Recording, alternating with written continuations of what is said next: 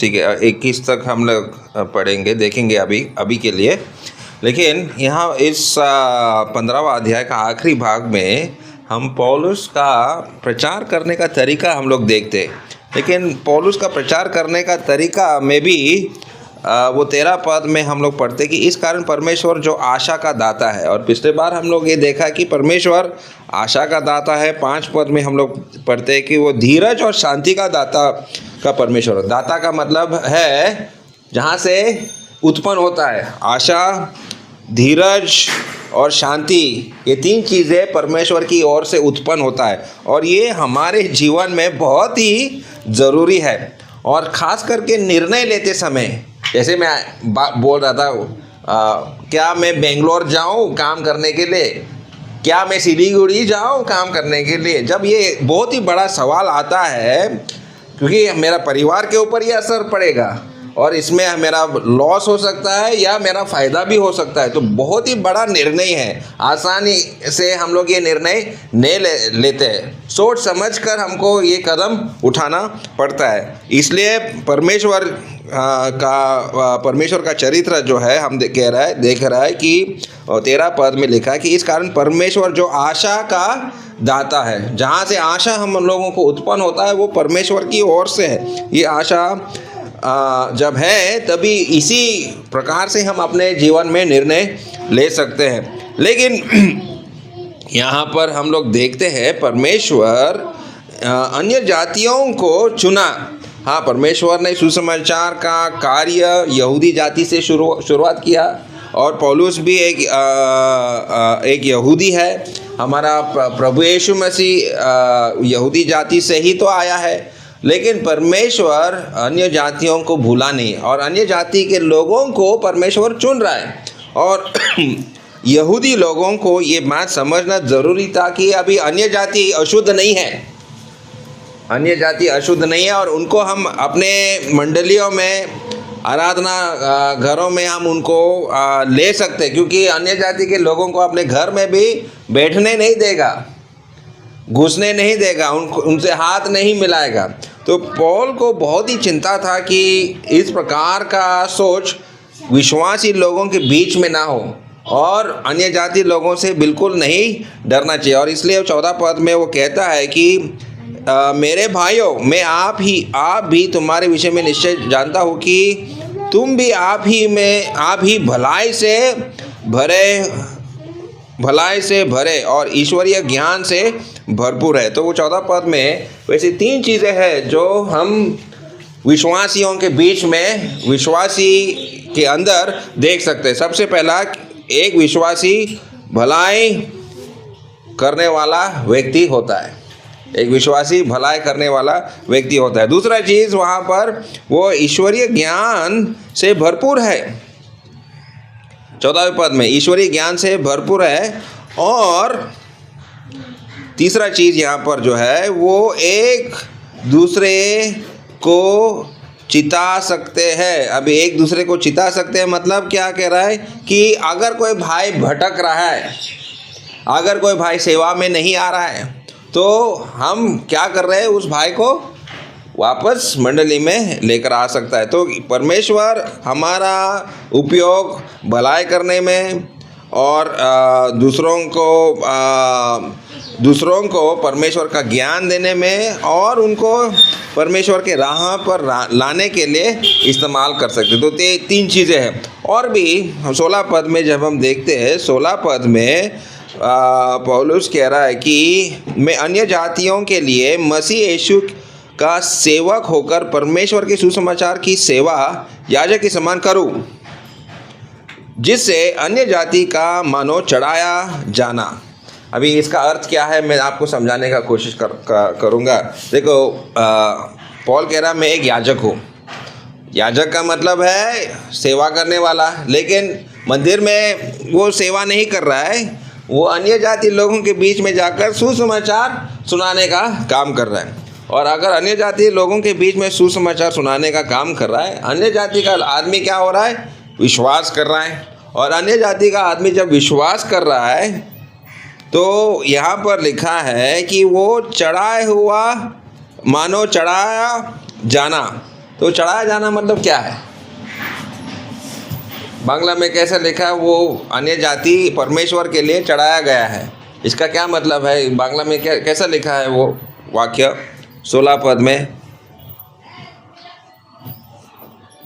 যেমন আমি পরজাতীয়দের নিকটে খ্রিস্ট যিশুর সেবক হইয়া ঈশ্বরের সুসমাচারের যাবৎকত্ব করি, যেন পরজাতীয়রাও পরস্পর আজ্ঞাতে পবিত্রকৃত उपहार रूपे ग्रहण হয়। हाँ, तो अन्य जाति परमेश्वर के लिए एक उपहार बन गया। मतलब क्या है? हिंदी में बोला है वो चढ़ाया गया है, बांग्ला में बोला है वो उपहार बनाया गया। इसका क्या मतलब है? गिफ्ट। हाँ, अभी ये सिर्फ गिफ्ट नहीं है, लेकिन परमेश्वर के लिए हम लोग, हाँ, इम्पोर्टेंट नहीं है, लेकिन एक सेवा के रूप में हम लोग चुने गए। हमको परमेश्वर ने उसका सेवा करने के लिए नियुक्त किया गया है। तो सवाल अभी हमारे लिए ऐसा है, अगर परमेश्वर ने मुझे चुना है तो मैं परमेश्वर का सेवा किस रीति से, किस प्रकार से और कहाँ पर मैं परमेश्वर का सेवा कर रहा हूँ? क्योंकि हर एक व्यक्ति हर एक अन्य जाति से चुना हुआ गया है, परमेश्वर के लिए एक उपहार है, या परमेश्वर का सेवा करने के लिए चुना गया है। तो कहाँ पर मैं प्रभु के लिए क्या कुछ कर रहा हूँ? तो ये सवाल हम अपने आप को पूछना चाहिए, क्योंकि परमेश्वर ने मुझे चुना है, परमेश्वर के लिए चढ़ाया गया है। और पहले शताब्दी में जब पौल का प्रचार करता था तो उसके बहुत सारे जो मसीह में आया है उनको मार दिया गया, उनका कत्ल किया गया, उनका गला काट दिया गया था। पौल ने प्रचार किया, उसने विश्वास किया, थोड़े महीने बाद पौल को खबर आ जाता है, अरे उसको सरकार ने या जो रोमी सैनिक ने उनको मार दिया, उनका गला काट दिया। तो कहने का मतलब है उनको बलि का रूप में भी उनको चढ़ाया गया है, बलि का रूप में चढ़ाया गया। और आज जो जिस प्रकार से दुनिया चल रहा है, पता नहीं कब हमारे ऊपर भी ऐसा अत्याचार होगा। आज हम लोग जब विश्वास में आते हैं, हम लोग सिर्फ परमेश्वर से पाने का कोशिश करता है, परमेश्वर से मैं क्या ले सकता हूँ, लेकिन परमेश्वर भी सोच रहा है ये व्यक्ति को मैंने बचाया, अनंत काल का नरक से मैंने उसको बचाया, लेकिन ये मेरे लिए क्या दे रहा है, क्या कर रहा है मेरे लिए। तो ये भी हमको यहाँ पर सोचना है। और आगे जब हम पढ़ेंगे कि ये अन्य जाति के लोग और हम लोग भी 18 पद में लिखा है कि क्योंकि उन बातों को छोड़ मुझे और किसी बात के विषय में कहने का साहस नहीं जो मसीह ने अन्य जातियों के अधीन के लिए वचन और कर्म और चिन्ह और अद्भुत कामों की सामर्थ्य से और पवित्र आत्मा की सामर्थ्य से मेरे ही द्वारा किए गए। मतलब अन्य जाति के लोग आज जब हम प्रभु में आए हैं तो परमेश्वर का वचन को हम लोग मान रहे हैं। आज हमारे हाथ में बाइबल हम लोग पकड़े हैं, ये परमेश्वर का वचन को हम लोग मानते हैं। लेकिन मानना सिर्फ नहीं है, कर्म में भी या काम में भी हमको वो दिखाना है। क्योंकि वो कह रहा है कि अन्य जाति की अधीनता के लिए वचन और कर्म में, कर्म मतलब हमारा कार्य में। और क्या ये वचन जो हम सुन रहे हैं मेरे जीवन में वो कार्य के रूप में दिखाई दे रहा है क्या नहीं, या हमको देखना है। और हमने परमेश्वर का सामर्थ्य, परमेश्वर का पवित्र आत्मा का काम भी हम अपने जीवन में देखते हैं। 19 पद में हम लोग देखते हैं, और चिन्ह और अद्भुत कामों की सामर्थ्य और पवित्र आत्मा की सामर्थ्य से मेरे ही द्वारा किए। तो पवित्र आत्मा का सामर्थ्य को भी हम अपने जीवन में भी देख लिया है। मेरा परिवर्तन कैसा हुआ, परमेश्वर का आत्मा मेरे जीवन में काम किया, इसलिए मेरा परिवर्तन हुआ। और 21 पद में यह हम लोग देखते हैं कि परंतु जैसा लिखा है वैसा ही हो, जिन्हें उसका सुसमाचार नहीं पहुंचा कि वे देखेंगे, और जिन्होंने नहीं सुना वही समझेंगे। तो हम लोगों को एक समझ भी दिया है। आज प्रभु के बारे में हम लोग जब बताते हैं आपको समझ में आ रहा है, लेकिन यही बातें मैं अगर किसी और को मैं बताऊंगा, कोई अन्य व्यक्ति जो रास्ते पे चल रहा है उसको मैं ये बातें बताऊंगा, उसके बाद उसको ये बात समझ में नहीं आएगा। तो परमेश्वर ने हमको एक समझ भी दिया जो दूसरों के पास नहीं है, और इन चीज़ों में हम लोग आनंद मनाते, इन चीज़ों में हम लोग खुशी मनाते हैं। लेकिन मैं आपको बता रहा था कि पौल का प्रचार करने का तरीका अभी हम लोगों को समझ में आता है, और निर्णय कैसे लेना है हमारे जीवन में, प्रचार करना है या किसी काम करना है या किसी बहुत ही ज़रूरी निर्णय काम में हो या शादी में हो या किसी भी चीज़ में कि हमको बहुत पैसा किसी व्यवसाय में भी डालना है, ये बहुत बड़ा सवाल हमारे जीवन में आते हैं। तो जब ऐसे सवाल आते हैं तो निर्णय कैसे लेंगे, और पौल ने अपना निर्णय कैसे लिया, क्योंकि पौल कहता है कि 15 पद में वो कहता है कि मैं निश्चय जानता हूँ। जब वो कहता है कि मैं निश्चय जानता हूँ कि परमेश्वर ने मुझे उसके काम के लिए चुना गया, तो एक भरोसा है परमेश्वर के ऊपर, और वो जानता है परमेश्वर ने ये काम उसको दिया है, परमेश्वर ने ये काम सौंपा है। तो परमेश्वर डायरेक्टली हमारे दिल से वो बात करता है कि मुझे ये काम करना है। लेकिन कभी कभी परमेश्वर का बात स्पष्ट रूप से हमको समझ में नहीं आता है, हमको सुनाई नहीं दे रहा है। बहुत सारा काम में हम लोग व्यस्त होने के कारण से परमेश्वर वैसे करना क्या चाहता है मेरे जीवन से हमको समझ में नहीं आता। तो कभी कभी परिस्थिति के अनुसार को भी हम लोगों को परमेश्वर क्या चाहता है हमारे जीवन से हमको समझ में आता है, क्योंकि यहाँ पर लिखा है कि आगे जब हम पढ़ते हैं 22 पद ज़रा पढ़िए, वर्स 22। এই কারণ বশত আমি তোমাদের নিকটে যাইতে অনেকবার নিবারিত হইয়া আসিয়াছি। ठीक है, तो पौल का इच्छा था कि रोम का कलीसिया को जाकर दर्शन दे, मतलब उनको जाकर मिले, लेकिन वो कह रहा है बार बार कुछ रुकावट आया मेरे जीवन में, परिस्थिति मुझे आगे बढ़ने के लिए नहीं दे रहा था।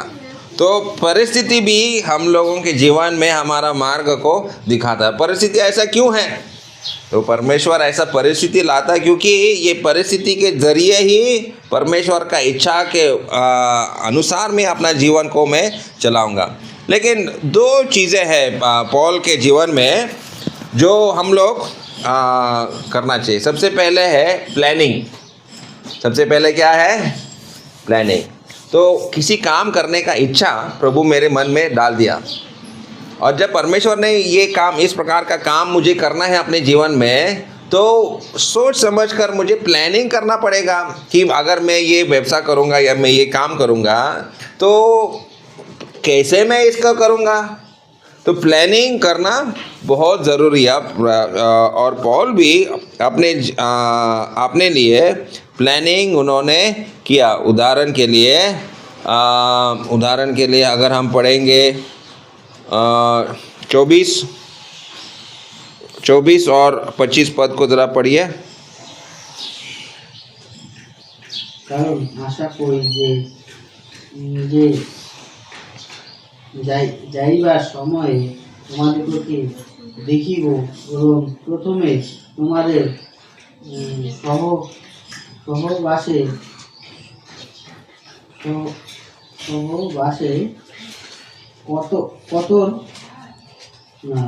কত পরিমাণে তৃপ্ত হইলে তোমরা আমাতে সেখানে আগাইয়া দেবে, কিন্তু এক্ষুনি পবিত্র দিগকে পরিচর্যা করিতে জেরুসালেমে যাইতেছি। तो देखो यहाँ पर दो प्लान उसका है। एक तो वो कह रहा है कि 24 पद में कह रहा है, इसलिए मैं जब स्पेन को जाऊँगा, स्पेन, अभी स्पेन यूरोप और पुर्तगाल जो फुटबॉल देखते हैं, फीफा वर्ल्ड कप देखते हैं, हमको ये देशों का नाम हमको पता है, स्पेन, पुर्तगाल, जर्मनी। तो स्पेन उस ज़माने में यूरोप का एकदम आखिरी जगह था, लास्ट डेस्टिनेशन। रोम से अगर आप यूरोप का जो गोरे लोग जहाँ पर रहते हैं, स्पेन आखिरी जगह था। उसके बाद उनको क्या था पता नहीं था। उस समय में अमेरिका कहाँ था उनको पता नहीं था, तो स्पेन सबसे आखिरी जगह था। तो वो कह रहा है कि मेरा प्लान क्या है, मैं स्पेन में जाकर प्रचार करूं।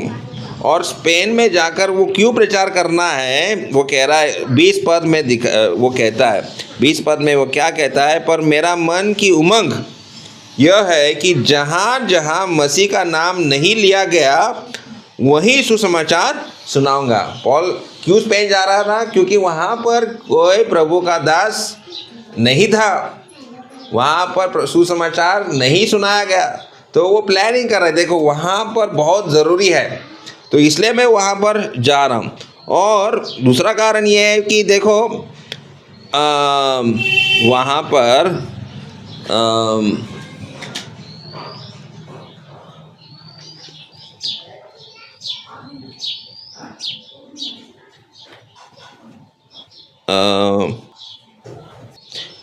26 पद जरा पढ़ो। কারণ জেরুসালামে ভক্তদিগের মধ্যে যাহারা দিনহীন, তাহাদের জন্য আমাদের মাকিদনিয়া ও আদাক্ষা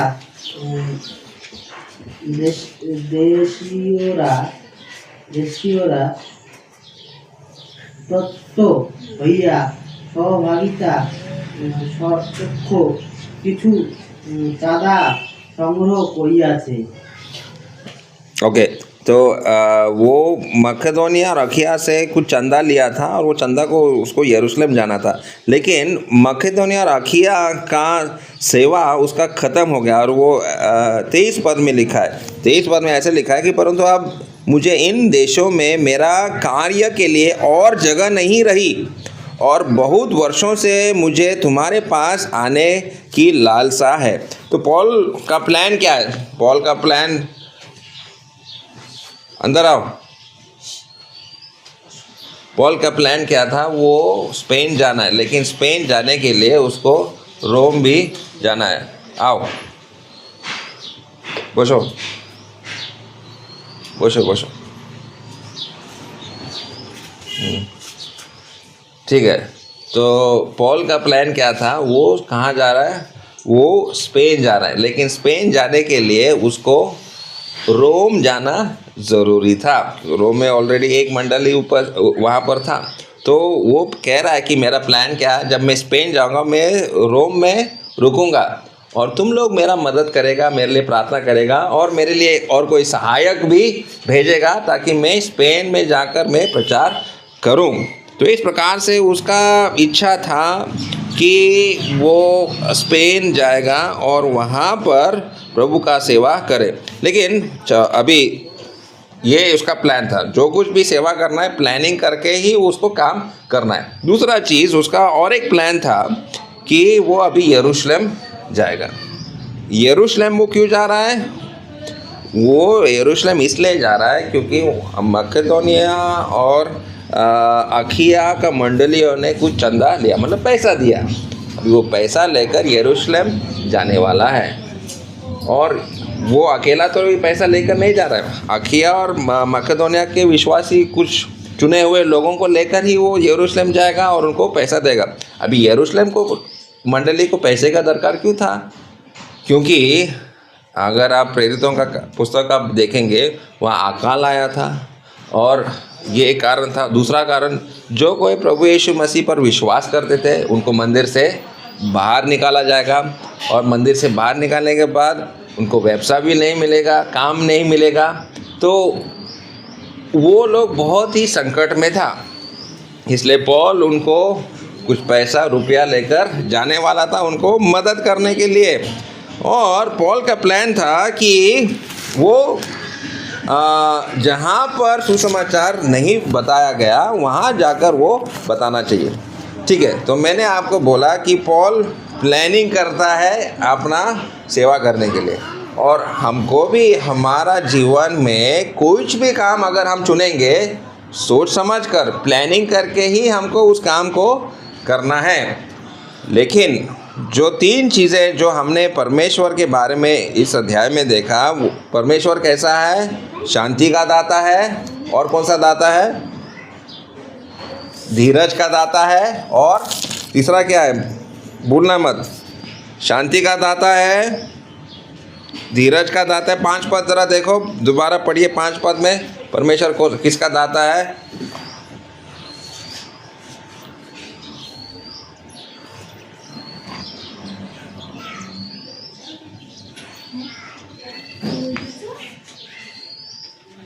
जल्दी जल्दी पढ़िए। दो ही है तो। हाँ 5 पद, 15 का 5। दो ही है तो। हाँ, वो क्या है वहाँ पर? धैर्य सांत्वना ईश्वर। धैर्य और सांत्वना का ईश्वर है। और 13 पद में ईश्वर कैसा है? प्रत्याशा।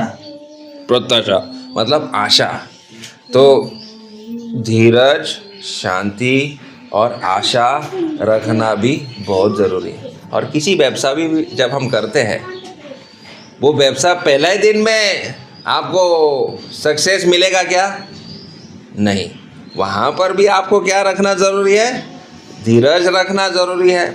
और शांति किसके लिए? हाँ, ये व्यवसाय जो मैंने चुना, जो काम मैंने चुना है, ये परमेश्वर ने मुझे दिखाया, ये मुझे ये काम करना है। तो ये चीज़ें मेरे जीवन में एक क्या बन जाता है? एक ज़रिया, एक रास्ता बनता है मेरे लिए। अगर मेरे जीवन में शांति नहीं है, शायद मैं कहीं पर कुछ गलत कर रहा हूँ, शायद मैंने कुछ पाप भी किया है जिसका मैं पश्चाताप नहीं किया, और इसलिए मेरे जीवन में अशांति है। लेकिन परमेश्वर हमारे जीवन में शांति लाना चाहता है। और शांति कैसे हम लोग मिलते हैं? जब हम लोग अपने पापों से पश्चाताप करते हैं, तब हमको हमारे जीवन में शांति मिलता है। या किसी चीज़ में कुछ बाहरी रूप से शैतान का हमला भी हो सकता है, जिसके वजह से मन में अशांति हो सकता है। तो परमेश्वर शांति का दाता है, प्रत्याशा का दाता है, और धीरज का दाता है। और इन चीज़ों के ज़रिए मैं अपना जीवन में अपना प्लानिंग मैं कर सकता हूँ, और कैसे मैं अपना काम को, व्यवसाय को, या परमेश्वर का सेवकाई को मैं कैसे आगे बढ़ा सकता हूँ, इन चीज़ों के ज़रिए ही मैं कर सकता हूँ। ठीक है, तो मैं यहाँ पर रोकता हूँ। कुछ और चीज़ें हैं यहाँ पर इस अध्याय में, और ख़ास करके 16वां अध्याय में पॉल का नमस्कार है वहाँ पर, जिन बहुत सारे लोगों का नाम भी हम लोग पढ़ते हैं। तो वो सब चीज़ें हम लोग अगला सप्ताह हम देखेंगे, और इस पुस्तक को, रोमियो का पुस्तक को ख़त्म करने का कोशिश करेंगे अगले सप्ताह।